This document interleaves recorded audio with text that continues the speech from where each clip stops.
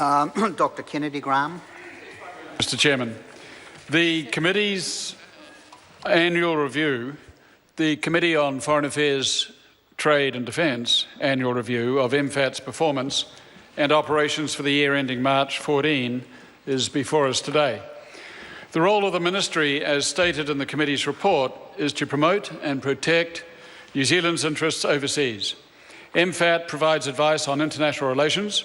It works to advance and protect New Zealand's security and trade interests. It administers New Zealand's overseas aid program. So says the report. But, Mr. Chairman, this leaves much unexplored.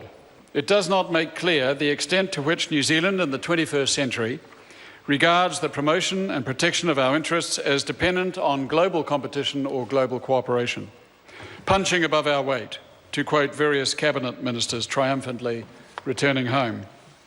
It implies that the government regards the international community as a potentially threatening environment.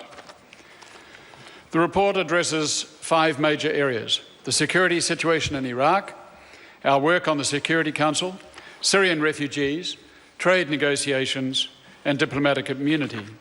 These are all important issues, but the annual review is selective and therefore significant for what is omitted. If this is the legislature's annual review of the executive's conduct of our international relations, we have a long way to go before we have a comprehensive worldview. Where, for example, is the acknowledgement that the world is now in a global ecological crisis? Where is the recognition that the global population will have increased 7-fold in 2 centuries after 100 centuries of stable numbers? Where is the recognition of the pressure this is placing on the planetary resources? The scientific work on the planetary boundaries, beyond which we cannot proceed if we are to pass on a sustainable world to the next generation, having breached 4 of the 9 such boundaries already. Where is the recognition of the latest finding by scientists that there is now a 10% chance of the global temperature increase exceeding 6 degrees Celsius, which would simply make the planet uninhabitable for human and most forms of advanced life? 10% chance. If these issues seem too huge and too abstract for the Foreign Affairs Committee of the New Zealand Parliament to address, then the question has to be asked, who will address them? Who in New Zealand will address the future of the planet and the fate of New Zealand as a result? Who is responsible for New Zealand's role in the collective task of global policy making? If it is not our Foreign Affairs Parliamentary Committee, who is it?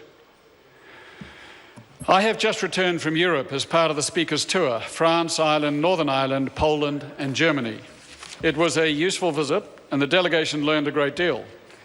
One of the main lessons was the sophistication with which European parliaments address foreign policy. They deal with global issues and regional issues with serious intent: climate change, Security Council reform, Ukraine, ISIL, Iran, refugee, migration.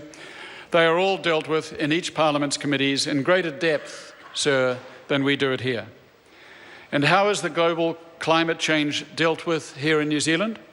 In the Local Government and Environment Committee. A related issue is the debating style of the parliaments over there. The very physical nature of their debating chambers facilitates consensus through their hemispherical nature and the central podium in the front from which MPs address all colleagues, including their own.